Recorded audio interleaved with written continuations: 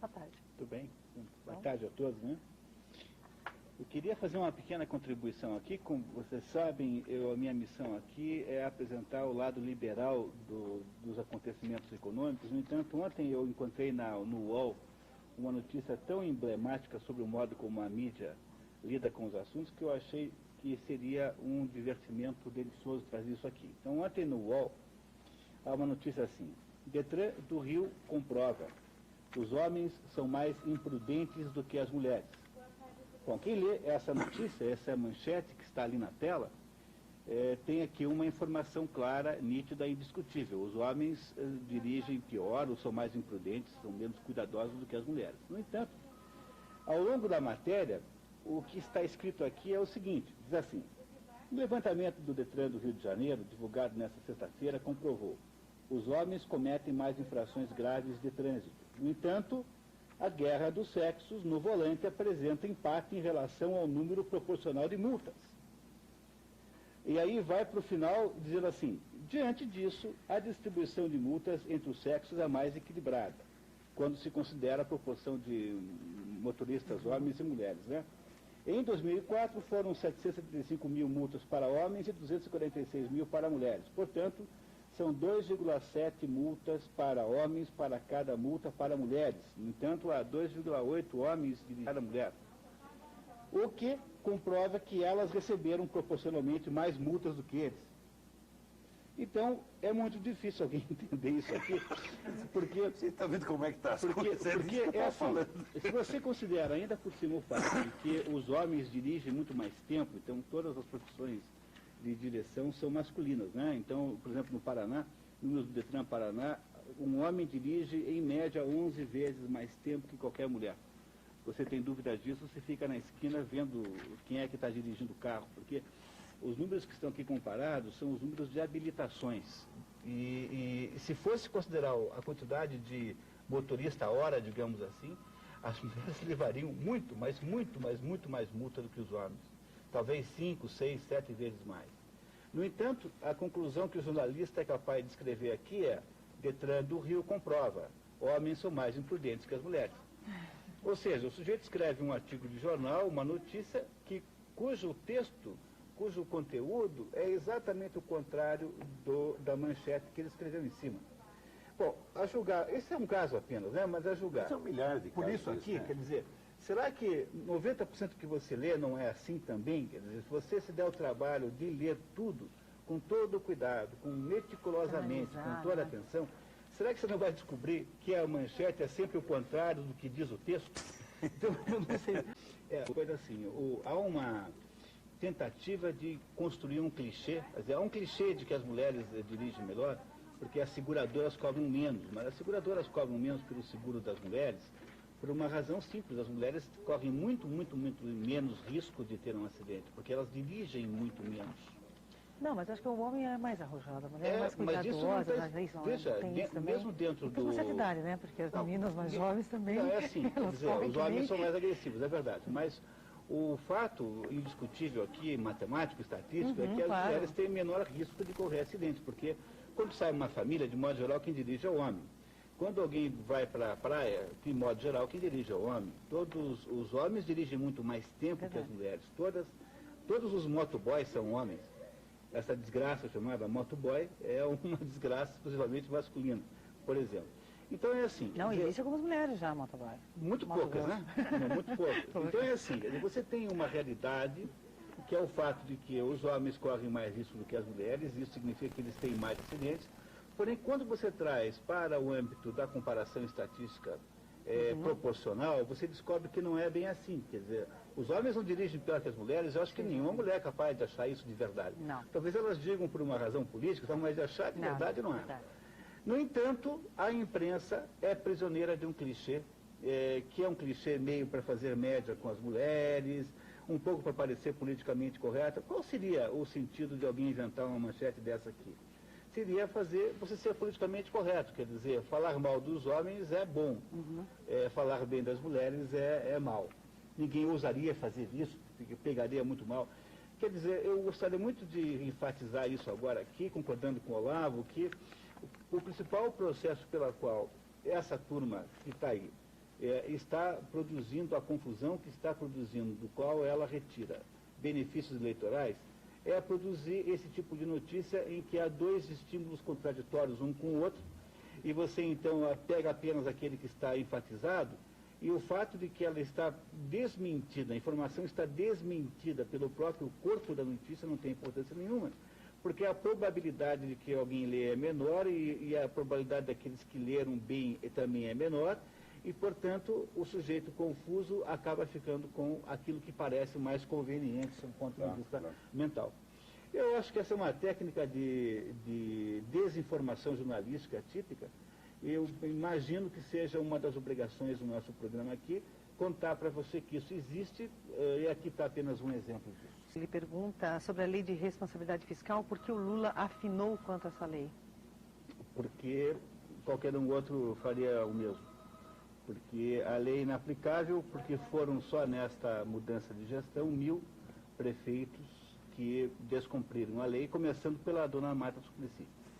E como houve uma taxa de reeleição muito significativa, supondo que esses que tenham se reeleito não estejam reclamando, não é? Que é uma suposição aceitável, então imagine você que talvez metade das prefeituras viram. Quer dizer, como é que você faz para punir metade dos prefeitos? Isso é inaplicável, não existe na prática. Ninguém vai fazer nada, porque teria que, em primeiro lugar, aplicar uma pena qualquer à dona Márcia Suplicy, é a última coisa que o governo faria. Quer dizer, o ensinamento disso é o seguinte: não adianta, a lei de responsabilidade fiscal, ela parece boa na teoria, mas ela não funciona na prática, porque ela é inaplicada do seu ponto de vista punitivo, não há como fazer. Então, o que eu sempre tenho dito é que não pode fazer uma lei dessa que você não disciplina o governo assim. A lei que funcionaria certinho é se você estabelecesse uma lei assim: olha, a carga tributária jamais, em nenhuma hipótese, exceto hipótese de guerra, poderia passar de 15%, 20%. Ponto. Quer dizer, o governo fica proibido de estabelecer qualquer receita acima de uma certa porcentagem do PIB. Esse valor seria reajustado em termos orçamentários todo ano.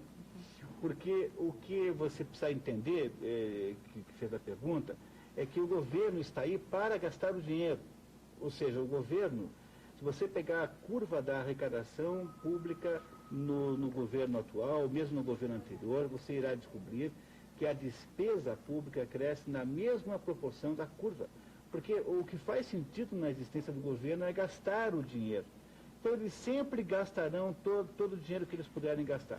E como eles farão sempre assim, qualquer tentativa de limitação proporcional, por exemplo, entre salários e endividamento que se faça da receita arrecadatória, é inútil, porque eles sempre irão gastar mais do que deviam.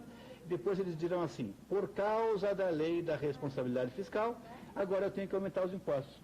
E vai todo mundo dizer: ah, é verdade, o prefeito, para poder cumprir a lei, tem que aumentar os impostos. Ou seja, a lei da responsabilidade fiscal parece muito boa, parece muito inteligente, mas, na verdade, ela é só um instrumento de sancionar o aumento da carga tributária. Na prática é assim, porque vimos aí, na primeira experiência concreta, que ninguém será punido por causa do seu desrespeito. Não adianta fazer assim. Vai na limitação da carga tributária, isso sim funciona. A limitação interna no conjunto de receitas do governo é inútil, não vai funcionar nunca. Eu acho que esse agora é para os dois. Qual a opinião de vocês dois sobre a credibilidade do jornal Estado do Paraná, do Grupo Paulo Pimentel, que está no governo, e do jornal Gazeta do Povo, estando a Globo com tantas dívidas junto ao BNDES? Esse é o Getúlio de Campo Magro perguntando. Olha, Getúlio, você mencionou dois jornais aqui da província, né? No sentido simpático da palavra. O problema não são esses dois jornais aí. Por exemplo, a Gazeta do Povo é um jornal que tem uma dimensão local e não pretende mais nada além disso.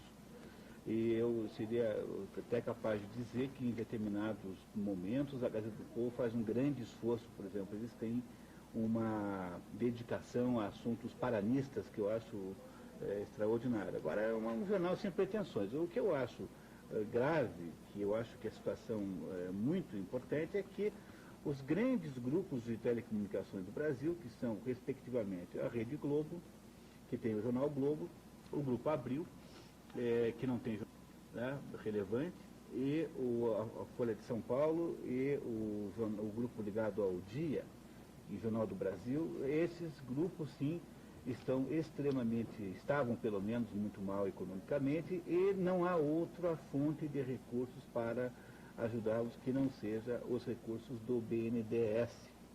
Então, se existe uma possibilidade de esses grupos submeterem-se a uma certa atividade simpática ao governo federal, ela será obtida agora, porque depende do dinheiro federal a possibilidade desses grupos continuarem existindo economicamente falando.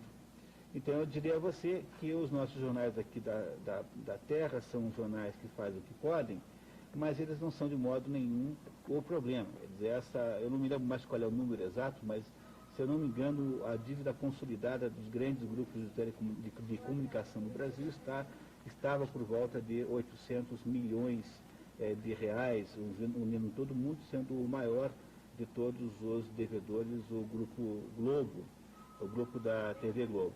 Eu acho que isso é muito preocupante. Se você tem preocupação nisso, eu acho que você tem toda a razão. É preocupante sim, porque aí você une dois problemas. Primeiro, você une o jornalista que já tinha sozinho, sem nenhuma iniciativa, sem nenhum estímulo, uma simpatia pelo governo.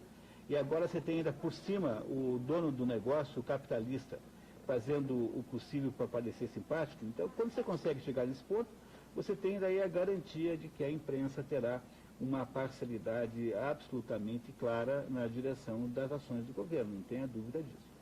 Coisa que, obviamente, irá mudar rapidamente se o governo parecer que não vai conseguir a reeleição, né? Aí talvez a imprensa se torne mais autônoma em relação a isso. Mas eu acho isso muito, muito, muito importante, porque tendo em vista o conjunto de dificuldades, o conjunto de circunstâncias políticas que nos rodeiam. Veja, o Brasil faz parte de um conjunto de países, ele não é uma entidade autônoma. Nesse momento, ele faz parte de um eixo esquerdista na América Latina, dirigido talvez com a pessoa mais importante de todos, seja o Chaves, da Venezuela. O Brasil tem uma imprensa que é absolutamente simpática, uma intelectualidade, digamos assim, mais genericamente, às posições e posturas e propostas esquerdistas. Bom, na hora que todos os donos de jornal, que antes talvez se metessem numa posição meio neutra, deixassem o pessoal fazer o que queria, porque só estariam interessados no dinheiro. Agora, na hora que eles também têm um interesse em fazer publicidade, propaganda para o governo, eu acho que a situação ficou muito pior do que antes. Certamente. Né? É isso. O ponto interessante é a retomada daquela velha confusão. Então eu sempre tenho dito aqui, que o que nós chamamos de liberalismo não é liberalismo. A gente chama de liberalismo um certo neoliberalismo, que nada mais é do que uma estratégia socialista. Quer dizer, deixa eu ver se eu explico melhor. É assim, quando se achou no mundo que iam existir experiências socialistas concretas, isso já aconteceu no século XIX, né? Hoje é a famosa Comuna de Paris, tentativas assim episódicas. No fundo, tudo começa com muito mais precisão histórica na Revolução Francesa, que já é, de certo modo, já uma espécie de embrião disso tudo. Ao longo do século XIX, há várias experimentações. Quando chega no início do século XX, um país significativo, a Rússia, então, transforma-se num país comunista. E isso não só por força do exemplo, mas também por causa da habilidade do Lenin em fazer a publicidade disso. Este fato transforma-se numa espécie de tentação europeia. Naquele momento, então, a Europa, de certo modo, pega fogo. Quando você estuda a Guerra Espanhola foi uma guerra continental na prática. Todo mundo se meteu, o México, inclusive. Todo mundo viu naquela guerra uma espécie de grande contraposição entre o modelo capitalista, que seria representado pelo Franco. Isso eu estou dizendo assim, eu sou ponto da opinião pública, porque o Franco também não era nenhum pró-capitalista. O Franco era só um sujeito um pouco truculento, mas religioso, católico, que achava que não tinha que ter bagunça. Era uma mentalidade assim de caserna mais do que qualquer outra coisa. E um grupo que achava que o governo dito legalista da Espanha representava a próxima experiência socialista na Europa. Então, perceba que no início do século XX, há uma tentação europeia de estabelecer outras experiências comunistas. No entanto, já no século XIX, um grupo de socialistas muito inteligentes dizia assim, olha, esse negócio da gente fazer o comunismo como a apropriação pelo Estado dos meios de produção e transformação das empresas em empresas estatais, ou seja, da apropriação dos meios de produção por meio do Estado e a criação, então, de um país de funcionários públicos, mais ou menos assim. Já que, sob o ponto de vista dessas pessoas, a General Motors era ruim, então eles queriam, na verdade, criar uma espécie de General Everything, que é o comunismo, né? Quer dizer, o que é o comunismo? É General Everything, né? Quer dizer, tudo é estatal, é uma firma só. Bom, e essa turma diz assim, olha, isso é uma fria, não vai nisso, porque isso não vai dar certo. Esta gente que defendia é chamada de socialistas fabianos. E a expressão fabiano, ela é dada em homenagem a um general romano chamado Fábio Cunctáctor, que é o sujeito que defendeu Roma contra Aníbal, o cartaginês, e que, de certo modo, impediu que Roma fosse destruída, porque o Aníbal poderia ter ganho, nunca se sabe porque não fez o último golpe de misericórdia, mas ele fez o máximo. E ele achava que a essência da estratégia militar, quando você está se batendo contra alguém mais forte que você, que era o caso, é de você fingir a fraqueza, você recua, o outro ganha terreno, você recua de novo, e quando ele começa a ocupar terreno demais, ou começa a se despreocupar com você, você contra-ataca. Essa estratégia, portanto, de recuo tático para a vitória estratégica é a essência da estratégia do Fábio Cunctáctor. E os socialistas fabianos achavam isso. Eles achavam o seguinte, olha, esse negócio do governo ter fábrica de prego e ser dono de lanchonete não vai funcionar. Vamos fazer o seguinte, deixa os capitalistas cuidarem do dinheiro, eles vão fazer tudo possível, vão acordar cedo, vão fazer cursos, vão mandar os seus funcionários estudar, eles vão ficar tão bons que eles vão ganhar um dinheirão, e quando eles estiverem com um dinheirão, nós vamos lá e colocamos um imposto incrivelmente alto em cima deles, pegamos o dinheiro e fazemos uma revolução. Como eles só pensam em dinheiro, eles farão tudo que a gente quiser, basta que a gente diga para eles que o dinheiro está garantido. Não é o que faz o Lula, quer dizer, quem é o sujeito que mais gosta do governo? Não é o analista de banco, o economista que acha que não tem nada mais incrível do que o governo brasileiro atual, que o Palocci é um gênio. Por quê? Porque na mentalidade capitalista típica, a única coisa que faz sentido na vida é ganhar dinheiro. Então esse pessoal fará todo o possível para ganhar dinheiro, ganhará todo o dinheiro possível, até mesmo que isso lhes custe a vida. Eles não fazem ideia de que eles estão sendo servindo e que eles estão sendo transformados em vítima lentamente, portanto eles continuam ganhando dinheiro e acham que qualquer coisa que não seja isso é de natureza desprezível e insignificante.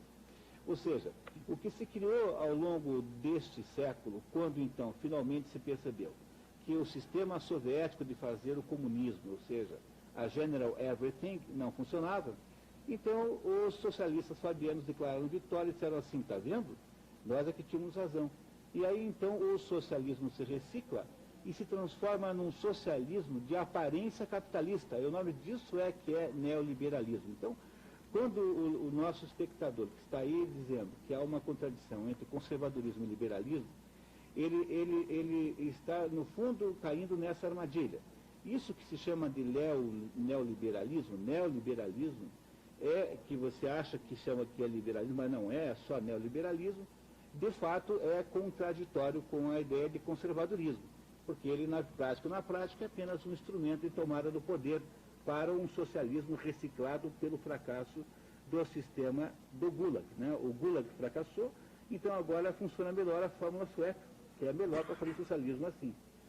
Ora, o liberalismo, tal como se entende liberalismo pelos economistas liberais tradicionais, entre eles no nosso século Ludwig von Mises, é uma coisa inteiramente diferente e não é nem de perto parecida com isso que se chama de neoliberalismo. Então, há uma absoluta coincidência entre liberalismo e conservadorismo, sim, mas há uma total contradição entre essas duas coisas e o novo socialismo que existe hoje e a sua formatação econômica chamada neoliberalismo. Por isso que nós dizemos aqui que achar que liberalismo e neoliberalismo é a mesma coisa é igual a achar que o mico-leão dourado é uma espécie de leão, ou que o porquinho da Índia é uma espécie de porco, ou que o porco-espinho seja alguma espécie de suíno.